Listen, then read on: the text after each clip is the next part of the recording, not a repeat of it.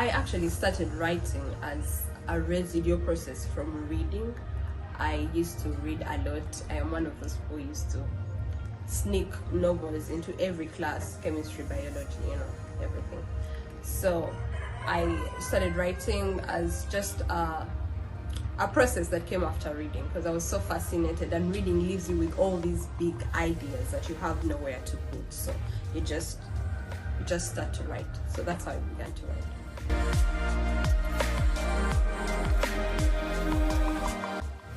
I want to be honest and say I don't.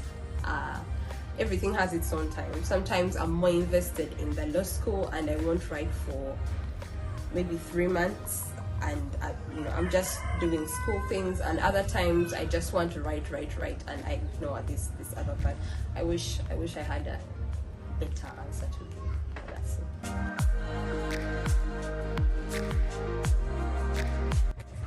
So this is the cover of the book, and I'm so proud of it. It was done by Joe Muhozi, who is an graphics designer. And basically this is a distorted image of a girl. Some people have said it looks like an old man, but someone is riding a bicycle, and we can't tell where they're going, but clearly they are in some sort of journey. And I told Joe that I wanted the cover to be something about journeys, about traveling to places that you don't know, or from places that you don't know, because writing this book was quite a journey for me of self-discovery, and so I'm really proud of it. I think it looks nice.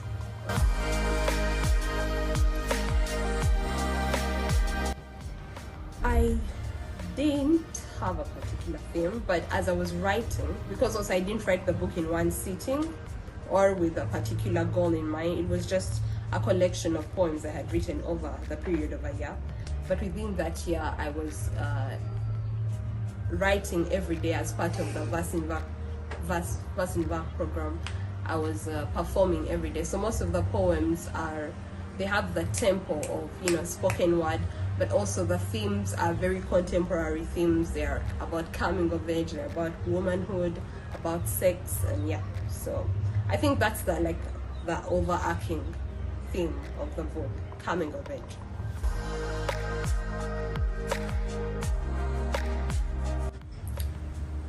Poetry is I've heard people say that it's the medium of people that don't have enough time, that don't have a lot of time to concentrate on writing a lot, or people that don't have the skill that they need to maybe produce longer form writing like novels or short stories.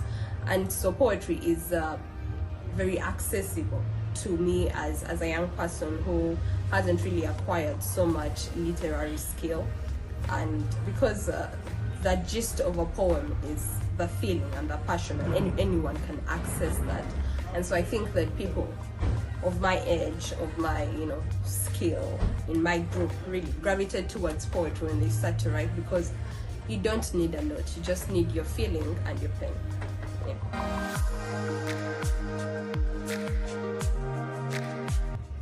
I like to say I don't have a favorite poem, but I do. It's a poem called This One Is For Us Who Don't Have Cars. And I like it first of all because of the title. I think it's quite witty and funny. And because the spirit of the book is it doesn't take itself seriously, and it's very mocking of our society and just of general interactions of people. So I like it because it still makes me laugh. When I pick up the book and I read it, it makes me laugh, so it's my favorite poem.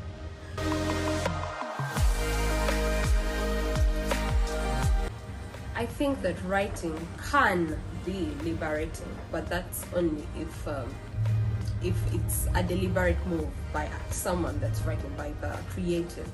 Because on one hand you could choose to write things that are acceptable, things that people will say, oh, this is nice, and things that people will want to put on their walls, right? But on the other hand, you could decide to do something that's liberating for you as a person, which I think is what I try to do. I try to write things that make me happy, or maybe make me sad, or just elicit some authenticity or honesty from me. That's the feeling I go for. And so writing is liberating in the way that it helps me to confirm my thoughts and my views about the world. There's a poem in this book called Between My Legs that I have gotten so much hate for. And because people say, you know, this is, why are you as a young girl writing these poems? You should be, you know, a good girl. You should not write things like this. Has your mother read the book? Right? My mother has read the book, but she really, you know, let's not get into what she said. But writing can be liberating because writing can be liberating because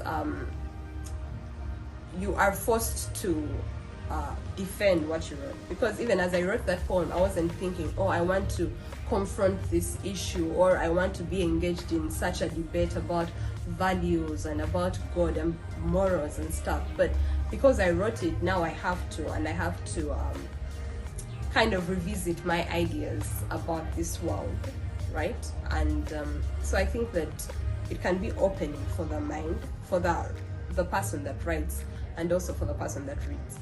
And I think for women especially, writing in itself is political. Everything that women do is political, because, you know, there are times that a book by a woman wouldn't be published or wouldn't even get hype, right? And now I can write and people are going to read what I write. They're going to give it attention. They're going to take me seriously. So writing in itself for me as a woman is political, because there are times when the Bronte sisters had to use male names. They had to write under male pseudonyms so that they could be published, and I don't have to do that.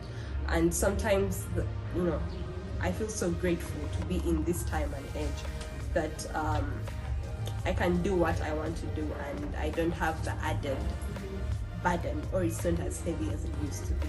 Yeah.